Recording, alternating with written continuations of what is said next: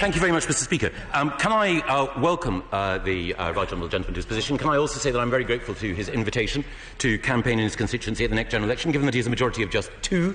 He is a brave as well as a principled man. He asks about.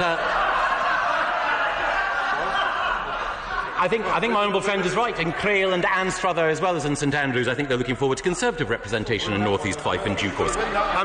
He talks about a tale of two governments. It is the case that even as the Scottish Government is unveiling its programme today, it is unveiling its programme after 10 years in government, with education standards declining, the number of people in the health service, including doctors, declining, and unfortunately, as the recent JERS figures show, Scotland, were it an independent country, would have the biggest deficit of any nation in Europe. Hardly a record of success.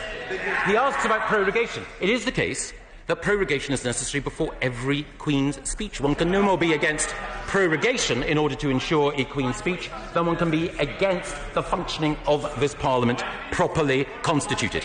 He asks about food prices. It is the case that, of course, food prices fluctuate. Some go up, some go down. But the temporary tariff schedule that we have put in place will protect consumers and will ensure that in many cases food prices are either stable or drop. But ultimately, the problem for the honourable gentleman is that the Scottish National Party may talk about democracy, but we have 2 major referenda in this country, both of which they seek to overturn. They want to ignore the vote to stay in the United Kingdom, they want to ignore the vote to leave the European Union, and their policy is to take us back into the EU. That would mean abandoning the pound, abandoning coastal communities in Scotland, and once more recognising that the Scottish National Party wants separatism and Brussels rule ahead of a strong United Kingdom and the benefits that it brings to the citizens of the whole UK.